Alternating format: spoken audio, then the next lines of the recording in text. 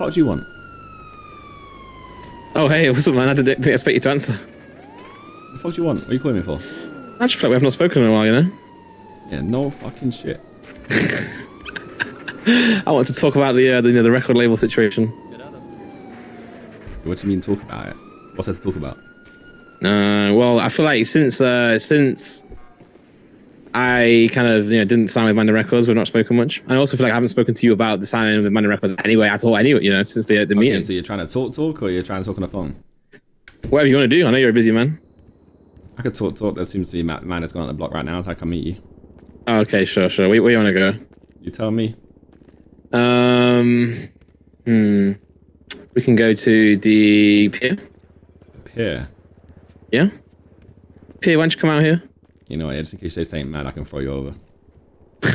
Yeah, we can stand maybe like 2 meters away from the pier, you know? End of the pier. Okay, end of the pier. All right, Dean's World, yeah? Yeah, right at the end. Yeah, all right, cool. I'll see you there. See you there. Yeah, peace. He's a snake to Tommy. He has to be, I have to treat him like a snake. I'm saying this guy, he's called me on the day when I've been with him all day. So he knows that I have to. Well, time to see the pump for a big man. Hey, what's his car? Damn. Hello. Yo. You changed your car? What do you mean? Well, I mean, it's white now. Change every day. Your fit is nice. Damn. Television killed your vision. Damn, that's a good saying, man. Yeah, it's not bad. Anyway, I was going to talk to you. Obviously, the whole shit with the record company kind of came and went, but I feel like I haven't actually spoken to you about it. Okay. So obviously, I know we signed. And I know I verbally agreed to join the label, but then after maybe a few days, I had a change of heart. Mainly, what I said to Sparky was that like it was the contract and the money that got delayed. That was the reason, and obviously it was that, but like it wasn't just that. It was the fact that I kind of was waiting around a little bit, and then went to the. They asked me to go to the studios to meet them to sort it out, and I got there, and then kind of I think him and Dwayne had to go and sort some gang shit out. So I was kind of just in my head thinking like, I wonder if this is how shit would be at MDM. And for me, being a musician first and foremost, I mean, me and Elle went to do some crime, and it was the worst thing ever. I mean, I literally lost money and also went to jail. So it was, so I feel like music's something close to me. So then when the opportunity came around to actually start my own shit, I was kind of excited about that. But I know obviously with the way the company is and the record label has started, obviously it just feel like a betrayal, on you guys' part. Yeah, as far as I know, you were signing and then I went away for a bit and I came home and these men are telling me that you kind of snaked it and just dipped out, you changed up. Yeah. No, I mean, I definitely did. SK in a way, because he wanted to start a contract or something, but he couldn't get sorted because of the lawyers in the city. Yeah, I think it's my bad ultimately, because I think even when I agreed to sign, I don't think my heart was like fully in it. I mean, it was like my heart is definitely in working with MDM Records and making tracks together and all that shit. Like I definitely mean that. But I just want to make music and all that stuff. And I think what I said to them and like Adam and the boys was that I'm loyal to MDM and I'm not going to sign to Wu-Chang as an artist. And that's still the case now. I know it doesn't seem that way, obviously, because Mr. K is like funding this business here. But the way it's going to be set out and the way it is set out is that it's going to be a company that I'm running. I've got full kind of say with everything to do with it. But I will be available, and my artists will be available to perform at Wu-Chang events. But that would be the same thing, obviously, I'm not saying MDM want us to at this stage, but that, if MDM Records wanted our artists to perform, that's fine anyway. So for me, it's just a way that I can actually do something on my own, but also still, work with both labels. But obviously, I know for a while it's going to be probably like a sore subject, so like I said at the casino, right, by you doing this thing and you running that way, you're still essentially signing to them whether you like it or not. You're still under them. It's still like their investment, it's still their money, it's still under their umbrella, realistically. Yeah, no, I see it that way. So, I mean, yes, as a technicality it isn't the case, and that, like, you're not wrong, but you still are. Yeah, no, fully, I get that. I guess what kind of the way I see it, obviously, I'm not very like straight. Well, no, sorry, I'm a straight person, but I'm not very straight in the way I think. So sometimes I go like an awkward way around to get to the final destination, which may be still working with MDM Records and getting some sick projects out there. So hopefully at some point we still get music out and still get kind of things going. But ultimately, I just want to get some fucking stuff going myself. And I think we can make some good stuff happen with the label. I just kind of felt like. Also, I mean, I know, obviously I kind of came to the city with you being the only person that I kind of have known. And I know circumstances have, out of your control and anyone's control. You've not been around as much. So it's kind of like you were definitely like a big force of me signing. And because we didn't really, I guess, hang out much, then I guess it wasn't necessarily in my forefront of my head to like actually get some shit done. But I don't know, man. What you feeling? You don't want to do the EP anymore? I mean, you said. Well, I said you signed. Yeah. Ali told me to EP. I can counter that. Yeah, what's the counter?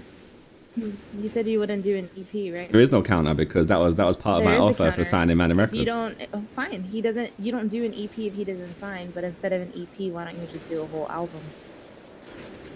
Now you're pushing your luck. Well, there's a lovely ocean right behind me. Don't forget it. Yeah, it's nice. It's a nice ocean, man. As I said to Dwayne, like I'm still, if I sign to MDM Records, I'll be putting music out under the umbrella, right? Like, but I'm still happy to like offer anything I can offer. So if anyone ever needs help, or if anyone ever needs engineering stuff, I'm just down to help. I still want to be involved. I still want to make music and stuff. But I know that it will take time to like heal, you know, and because I did that. I mean, I definitely snaked you boys for sure. You know, I said I'm going to sign, and I didn't. But I think it'd be a disservice to myself if I did sign at the time, because. So why did you speak to them properly? Did you like always speak to me? Did you at least should have felt like you should have? So you know what? Actually, like on like looking back at it, I said verbally I want to sign, right? And this whole contract thing's not happening yet. Then you could have addressed those like kind of concerns in itself first, no? Yeah, and then you I sort of and it would then look like it would have looked much more less snaky thing. Yeah, I did mention it's like 3 or 4 times. Like I said to them, like let's get the thing signed. Out of their control, though. It was, but like that was out of their control. But what wasn't out of their control was not like throwing me off and like telling me to come to studio and just leaving me like out to dry. You know, that's kind of the main thing that annoyed me. I was like thinking this is going to be how it is in the record label. Like I'm working with people, but ultimately they're going to be doing the gang shit a lot of the time. But Matt, take this one, sorry. Yeah, go for it. Sorry, my L was just cleaning your car. You know. See my hands on my car one more time. I cleaned it. It was dirty. You're welcome. What if I like it dirty? So does she. I don't know. I don't know. No, but I was going to say on the subject of why didn't I come speak to you, like boys. I mean, I did like try to speak to them a little bit about getting the contract going. You got an elevator over there. But ultimately, what happened was I felt the same thing happened the opposite way around, because on the night that I like told you guys I'm signing in the office was the night where I kind of blew P Money and Mr. K off of the meet. I blew them right in front of you guys, man. I blew them off in a meeting because they wanted to talk, but they I told them no, and I went and signed with you guys, and that's why not having the contract there, because they, you know, you guys told me the contract would be there mid-show, and then it wasn't, and then you guys announced to me, and I was like, well, it's not even official yet, and then I felt bad that I didn't have the meeting with P Money and Mr. K to tell them that I wasn't going to sign.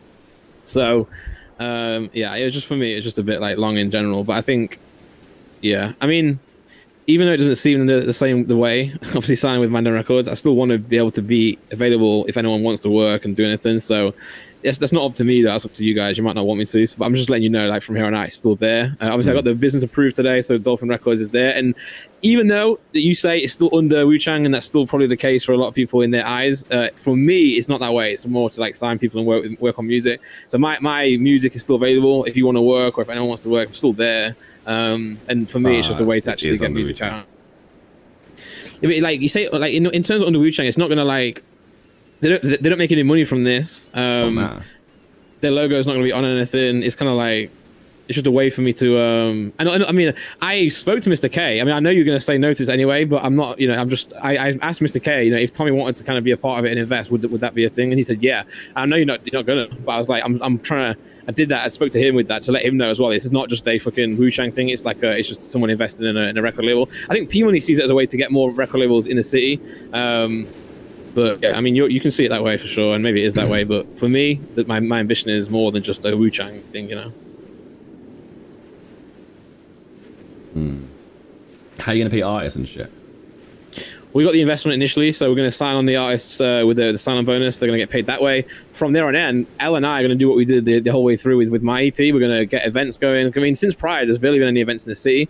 So we're going to get events going. We're going to get tapes going for the artists. We're going to actually do like EP launches for each of their songs. We're going to do like opening parties for certain stuff we do. You know, going to go to businesses, do shows at their facilities, and bring people together that way.